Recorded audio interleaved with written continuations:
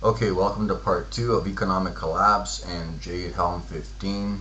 If you haven't seen the first part, please go see it because it's not going to make any sense for you to see this part without knowing what I said previously. So let's continue. I'm going to read this part over again and then continue, okay? Let's get to it because I still have a lot to go through. The United States Special Operations Command, U.S. SOCOM, has conducted numerous exercises in Texas because the Texans are historically supportive of efforts to prepare our soldiers, airmen, marines, and sailors to fight the enemies of the United States. Who those may be, we'll see that in a minute. To hone advanced skills, the military and interagency require large areas of undeveloped land with low population densities with access to towns. The proposed areas offer the conditions conducive to quality training because of real obstacles to challenge joint and interagency personnel during planning and the execution of their tasks. These challenges include operating outside the normal support mechanisms, adapting to unfamiliar terrain, social and economic conditions. Why would economic conditions play a role? Let's say they're going to, these special forces are being, or these interagency personnel are being trained to fight in Iraq or Afghanistan or Iran or someplace. What economic conditions could possibly have anything to do with their missions overseas? And the answer is none. Operating in and around communities where anything out of the ordinary will be spotted and reported. Locals are the first to notice something out of place. Well, here we go again. If you're operating in Iraq or Iran, the locals there certainly have different habits, they have different social cultures, they dress differently, they talk differently, they act differently. So obviously, operating in and around communities where anything out of the ordinary will be spotted and reported means that they're training to infiltrate you.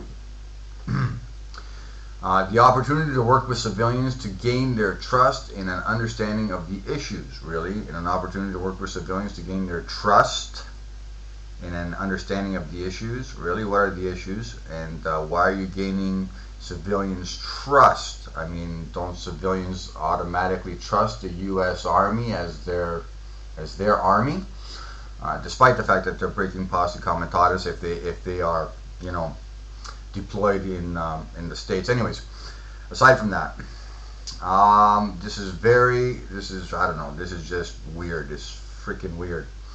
Okay, let's see. Okay, now I'm not going to break this down any further. I am going to show you, I'm going to give a shout out here to Lori Anderson. This is where I got a lot of links from, okay, for some of these U.S. Army Special Operations and civilian research. Okay, I'm going to be leaving links to all this, by the way. But if you want to see a more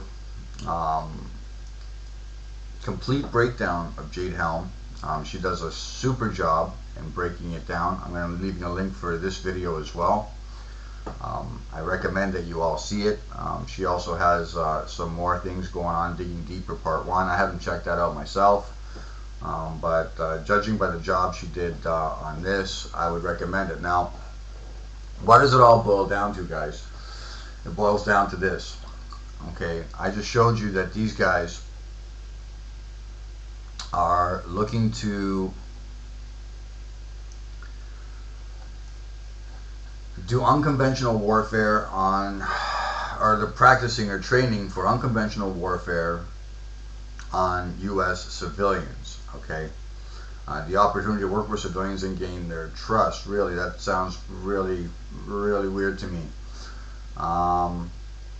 And the fact that they're looking to adapting to unfamiliar terrain, social and economic conditions. Really, economic conditions? I don't think so. Just keep in mind one thing on the previous Shemitah years that I showed you in the first video.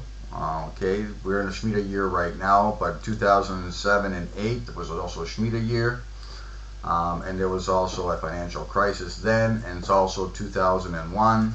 2002 was also another Shemitah year, and there was obviously the 9/11 happened there, and their stock market dropped.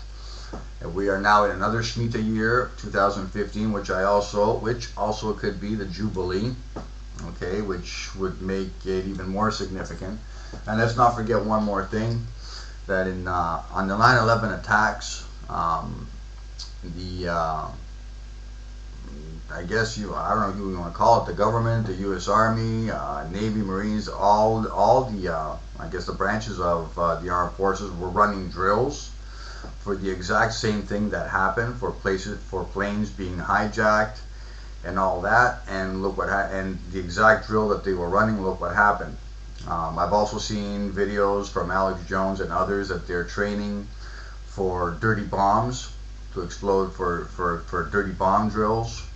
Is that what they're planning to do? Are they planning to explode dirty bombs somewhere in the United States and possibly blame it, I don't know, let's say Iran, since they're chomping at the bit. They've been chomping at the bit to invade Iran, both the U.S. and Israel. A lot of things could happen. I'm predicting, based on this alone, that there could possibly be a collapse of the markets, a fatal collapse, shall we say. This is one way that they could bring everybody into a global currency, into a global government. Maybe even a world war might even erupt. And that's where it looks like it's reading to. I mean, that's the only way they can bring us into a global government where everybody would comply. Of course, if there's a global war breaks out, there's going to be somebody that appears on the scene that's going to bring the world under one umbrella, into a one global community. And of course, we all know who that's going to be, right? The lawless one, you know, Antichrist. You can say it, it's okay. But all that stuff is coming. And it's going to kick off, I believe, at the end of 2015, at the end of this year. When these exercises take place, they're already taking place, but I mean, when they really kick off full speed, up until September the 15th, and the Shemitah year ends September 21st of 2015. So we'll see what happens, but just be aware. These Shemitah years, I'm just connecting the dots and I'm showing you what I've come up with. And again, shout out to Laurie Anderson. If you want to see her break down Jade Helm 15 in full, it's a 1-hour video. She does a fantastic job. Take a look at it. Okay. What I've shown you here is just the tip of the iceberg. I have actually read all the documents that she has here. I spent hours going through all this stuff here, and it numbed my mind. But I've shown you some highlights and some things that I think are very pertinent and important.